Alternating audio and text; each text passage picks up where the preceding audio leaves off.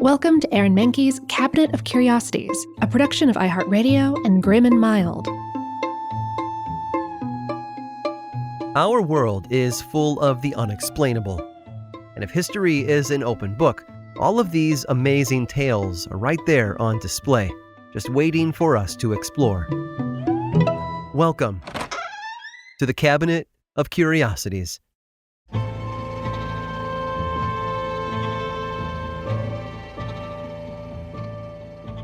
They say that everything is bigger in Texas. Belt buckles, stakes, even state pride. But the Lone Star State can officially lay claim to one thing that it does bigger than any other state in the Union. It has the most buried treasure, and it was all thanks to one man and his family. Off the coast of Texas in the Gulf of Mexico is an island. It's called Padre Island, the longest barrier island in the world, stretching 113 miles from end to end. It had once belonged to several Native American tribes, including the Karankawa. Much of their culture has been lost to time and colonization. Today, only 500 words of their language are known. But what we do know is that they were very nomadic and very tall. It's believed that the Karankawa were over 6 feet tall, with some even pushing 7 feet. They also communicated using smoke signals. Around 1554, a fleet of Spanish ships invaded the island. 3 vessels crashed along the island's sandy shores and left behind at least 150 casualties. The survivors spread rumors about the Karankawa being cannibalistic, although it's more likely that they invented that excuse when it became clear that they would not convert to Catholicism. The last vestiges of the tribe were wiped out in the 1890s by Mexican and Texan colonists. Now, Padre Island earned its name in the 1700s thanks to Jose Nicolas Bali. Bali was a secular Catholic priest, or padre, who owned the island during that time.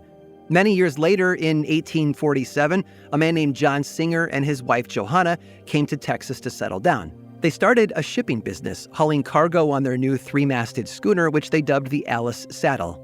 During their first year as entrepreneurs, their vessel met a similar fate as those Spanish ships from hundreds of years before. A nasty storm shipwrecked the Singers on Padre Island. When the rains cleared, they got to work grabbing what they could from the vessel. Suddenly, though, it dawned on them they would need shelter. So John built a small home on the island for the family to live in, constructing furniture out of driftwood and pieces from the ship. Pretty soon, they knew their arrangements would no longer be temporary. They stayed put, even when help finally arrived to take them home. They loved Padre Island and found it to be the perfect place for rebuilding their lives. To go back and forth between Padre Island and the mainland, though, John constructed a smaller boat. He also bought cattle and planted a garden, selling vegetables to make ends meet. Granted, Johanna's family had plenty of money already, so they never really wanted for anything anyway. After about 4 years of this, the Singers gained possession of Padre Bali's ranch, which they purchased from his estate. John also became a wreck master, meaning that he was allowed to keep anything salvaged from any of the ships that crashed ashore. And over the course of their lives, quite a bit of treasure washed onto the island. In fact, one storm in 1854 brought them untold amounts of gold, jewelry, and other items. Sadly, their slice of paradise would not be their forever home. At the start of the Civil War, the Confederates in Texas pushed Singer, his wife, and his 7 children off of Padre Island. But before they left, they made sure to hide their haul.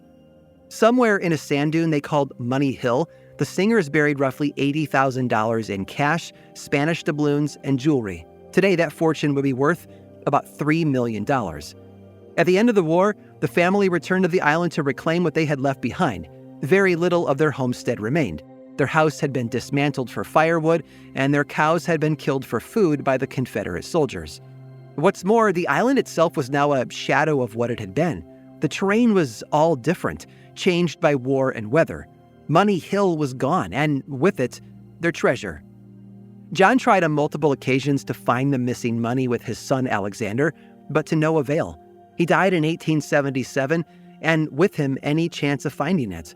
Others have tried to look for the treasure today, but none have been able to locate it. The theories vary, with some claiming that it's at the southmostern tip, while others believe it's stashed in between a pair of oak trees.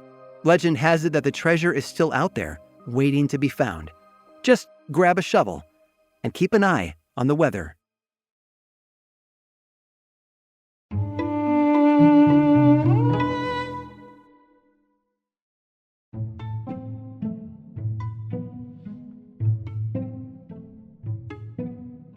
How much is a paperclip worth? It's actually a more complex question than you might think. Value is relative, after all, and an item's worth is determined by a number of factors. If you go on Amazon right now, you can order 1,000 paperclips for about $10. Based on that, you could say that a paperclip is worth a penny. But what if your paperclip was made out of sterling silver and emblazoned with the word Prada? In 2017, paperclips like that were actually sold, and a single one would have cost you about $185, which sounds like highway robbery, until you learn about a very curious story from 2005. It all began with a single red paperclip, which belonged to a 26-year-old Canadian man named Kyle McDonald. While Kyle was little, he used to play this game called Bigger and Better, which was basically where you had an item and you tried to trade it for something that was, well, bigger and better. So that's exactly what he set out to do with his red paperclip.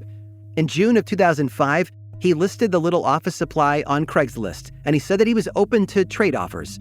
2 women from Vancouver saw the post and thought it was funny.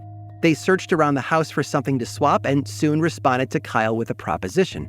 How would he like to trade his paperclip for a pen shaped like a fish? And Kyle said, sure, why not? Next thing he knew, he was the proud owner of a quill with gills. From there, he made a deal with a potter who lived in Seattle. Kyle sent the fish pen to the U.S. and received a handmade doorknob in return.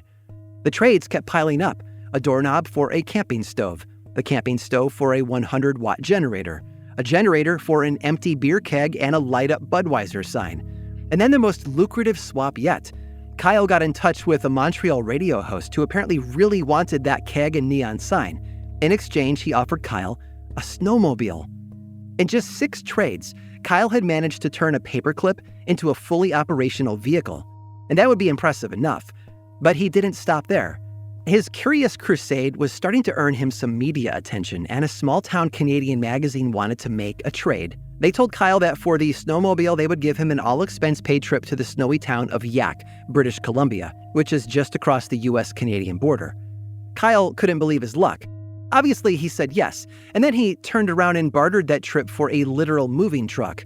Now, this is where Kyle really went off the rails. Instead of trading the truck for another item, he swapped it for a service, a recording contract with a professional music producer.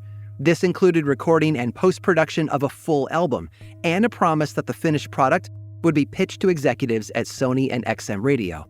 This was huge, and it kept getting bigger. An aspiring singer wanted that contract desperately, and she agreed to give Kyle a year of free rent in her apartment in Phoenix, Arizona.